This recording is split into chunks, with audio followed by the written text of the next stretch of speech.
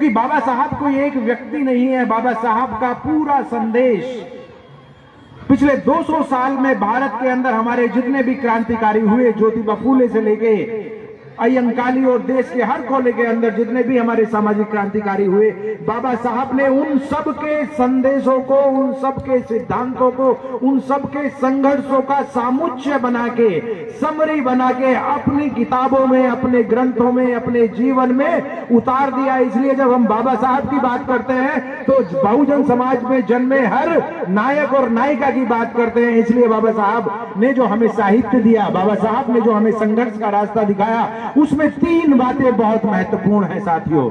अगर बाबा साहब के रास्ते पे हम चल रहे हैं तो उन तीनों में से कम एक रास्ते पे हम जरूर चल रहे होंगे। अगर उस एक रास्ते पे हम नहीं चल रहे हैं तो इसका मतलब ये है कि हमारी मान्यवर कांशीराम साहब जिस बात को कहते थे कि मैं बहुजन समाज को लायक समाज बना रहा हूं, जब हम लायक समाज बनाने की बात करते हैं तो साथियों लायक हम किसको कहते हैं?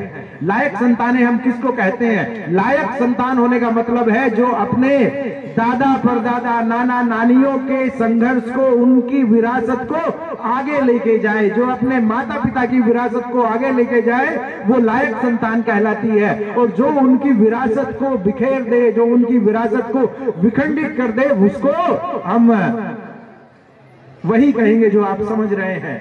हम जानते हैं कि हम बाबा साहब के उस संदेश को अगर समझने का प्रयास करें तो अपने जीवन की कसौटी को देख सकते हैं, अपने जीवन को देख सकते हैं कि वास्तव में हम उस पर आगे चल रहे हैं, नहीं चल रहे हैं। बाबा साहब का पूरा संघर्ष, अगर उन्होंने मनुस्मृति को जलाया, अगर उन्होंने मनुस्मृति को ध्वस्त किया, तो उसका एक बड़ा कारण यह था कि मनुस्मृति के अंदर इंसान को इंसान न समझ के उसको जानवर की तरह खांचों में बांट दिया गया, हजारों टुकड़ों में बांट दिया गया, उसके अंदर विषमता को कूट कूट के भर दिया गया। इसलिए बाबा साहब का सारा जीवन संघर्ष भारत के अंदर जाति विभेद को समाप्त करके, जाति को नेस्तनाबूद करने का रहा।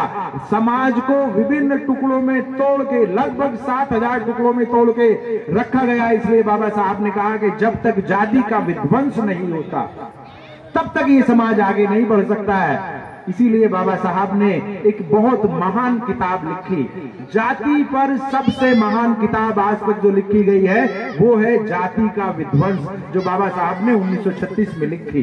वो किताब भी एक भाषण के रूप में ही था, लेकिन उस भाषण को होने नहीं दिया गया, इसलिए बाबा साहब ने उस किताब को छपवा दिया।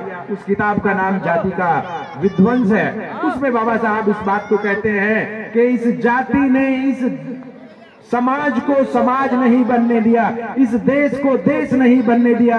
अगर भारत को भारत बनाना है, भारत को देश बनाना है, भारत को राष्ट्र बनाना है, तो पहले हमें जातियों को ध्वस्त करना पड़ेगा। और इसीलिए मान्यवर कांशीराम साहब जैसे व्यक्ति जाति तोड़ो समाज जोड़ो आंदोलन का निर्माण करते हैं, ऐसे बड़े आंदोलन को चलाते हैं और समाज को इकट्ठा करने का प्रयास करते हैं। आज खुशी की बात है कि कम से कम जो ये 7000 टुकड़ों में तोड़ा हुआ समाज है, बिखेरा हुआ समाज है, इसमें से कम 3000 जातियां इस जाति तोड़ो आंदोलन का हिस्सा बन चुकी है। उन्होंने अपने आप को आज ब्राह्मणवाद से कहीं ना कहीं अलग कर लिया है और ये लड़ाई बहुत मजबूती से आगे बढ़ रही है। सब लोग इसमें हम अपना छोटा मोटा जो भी सहयोग हो सकता है वो देते हैं। इसलिए हमें साथियों अपनी जाति को तोड़ना पड़ेगा। जाति को कैसे तोड़ सकते हैं?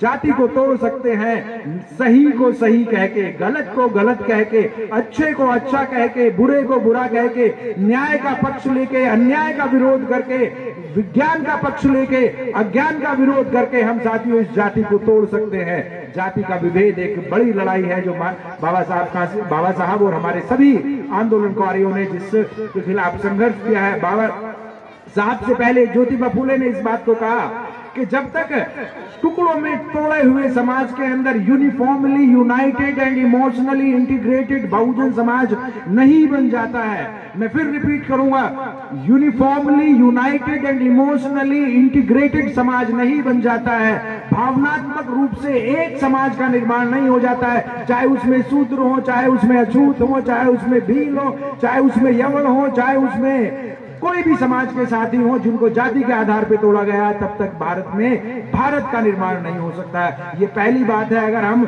जाति तोड़ो समाज जोड़ो आंदोलन का हिस्सा हैं, तो हम अपने आप को लायक कह सकते हैं, बाबा साहब की लायक संतान कह सकते हैं। हमें इन टुकड़ों में तोड़े हुए समाज को जोड़ना पड़ेगा। लेकिन साथियों, ये इतना आसान काम नहीं है। तथागत गौतम बुद्ध से लेकर अब तक ये काम करने का प्रयास किया गया, लेकिन इस प्रयास में सफलता नहीं मिल पाई, अपेक्षित सफलता नहीं मिल पाई।